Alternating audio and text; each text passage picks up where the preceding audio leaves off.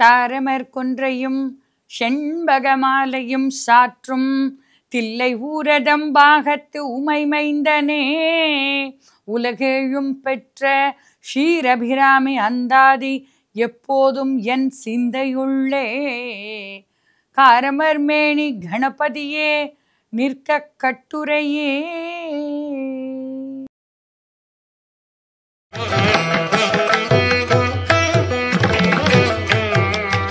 திருவருள் டிவி நேயர்கள் அனைவருக்கும் இனிய வணக்கம். நான் உங்கள் உமா பாரதி. இந்த பாடலை நான் பாடின உடனேவே நீங்கள் எல்லாரும் யூகிச்சிருப்பீங்க நான் எதை பற்றி பேச போகிறேன் அப்படின்ட்டு. ஆமாம், இன்றைய சிறப்பு, இன்றிலிருந்து தொடங்க போகும் சிறப்பு நிகழ்வு என்னவென்று கேட்டால் அபிராமி பட்டர் அருளிய அபிராமி அந்தாதி. நம்மளோட பாரத நாட்டு மட்டும்தான் எப்பயுமே பார்த்தீங்கன்னா பெண்களை தெய்வமாக மதிக்கும் ஒரு நாடு. நம்ம பாரதமே பாரத தாய் அப்படின்னு நாம் சொல்லுவோம். இந்த பூமி தாய்ன்னு சொல்கிறது நாம் மட்டும்தான் சொல்கிறோம். மற்ற நாடுகள்லாம் எப்படி சொல்கிறாங்களோ இல்லையோ, நம்ம நாட்டை நாம் தாய் என்று தான் மதிக்கிறோம். நம்ம நாட்டில் ஓடுற நதிகள் எல்லாமே பெண்களின் பெயரால் தான் விளங்குகிறது. மகாகவி பாரதி கூட பராசக்தியைத்தான் மிகவும் போற்றி பாராட்டி வழங்கினவர் அப்படின்னு உங்களுக்கெல்லாம் தெரியும். யாதுமாகி நின்றாய் காளி எங்கும் நீ நிறைந்தாய், தீது நன்மை எல்லாம் காளி தெய்வலீலை என்றோ. இப்படித்தான் அவர் பராசக்தியை வழிபட்டவர்.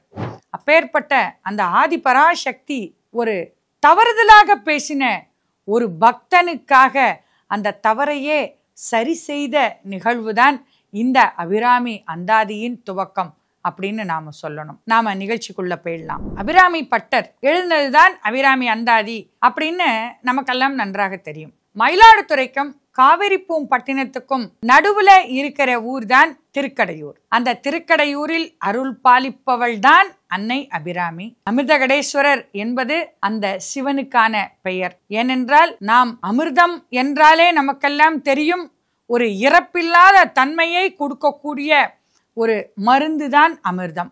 அந்த அமிர்த குடத்தை பார்க்கடல் கடைந்த பொழுது அந்த அமிர்த குடத்தை வைத்த இடம்தான் திருக்கடையூர். அதுதான் அமிர்தகடேஸ்வரர்.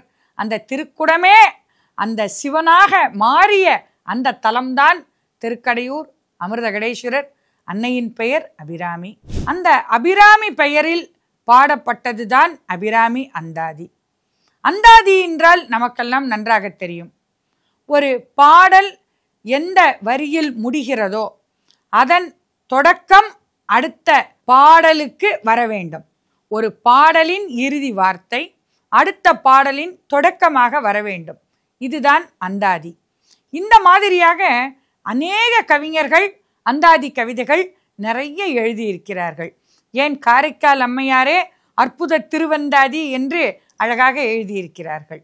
இதே மாதிரியாக நமது அபிராமி பட்டர், அதாவது அவரின் இயற்பெயர் சுப்பிரமணிய பட்டர், அவருடைய தகப்பனார் பெயர் அமிர்தலிங்கம். அந்த அமிர்தலிங்கம் அவர் சிறப்பான ஒரு மகவு, ஆண் மகவு வேண்டும் அப்படின்னு அமிர்தகடேஸ்வரரிடம் வேண்டி பெற்ற குழந்தைதான் சுப்பிரமணியன் என்று பெயரிட்டார்கள்.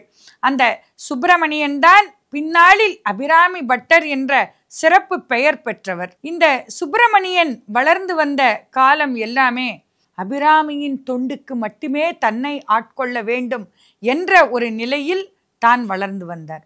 ஏனென்றால் அவருடைய தந்தையார் அமிர்தலிங்கேஸ்வரர் மிக சிறப்பானதொரு ஆன்மீகவாதி. அவர் சமஸ்கிருதம், தமிழ் இந்த இரண்டையுமே சுப்பிரமணியனுக்கு மிகச் சிறப்பாக கற்றுக் கொடுத்தார். இந்த இரண்டு மொழிகளிலுமே கிட்டத்தட்ட ஒரு புலமை அவருக்கு ஏற்பட்டது சுப்பிரமணியனுக்கு. இந்த இரண்டு மொழிகளையும் சிறப்பாக கற்று அன்னை அபிராமிக்கு தொண்டு செய்வது மாத்திரமே என்னுடைய தலையாய ஒரு இந்த பிறப்பின் ஒரு பயன் என்று அபிராமி பட்டர் விளங்கி வந்தார். அப்பேற்பட்ட அபிராமி பட்டர் எழுதிய அபிராமி அந்தாதியை பற்றி நாம் ஒரு இந்த பகுதியில் வாயிலாக நமது திருவருள் நேயர்களுக்காக அடியேன் வழங்கப் போகிறேன். இந்த நிகழ்வை அனைவரும் கண்டு களித்து அந்த அபிராமியின் பேரருள் பெறுமாறு உங்களை அன்புடன் வேண்டி கேட்டுக்கொள்கிறேன். வணக்கம்.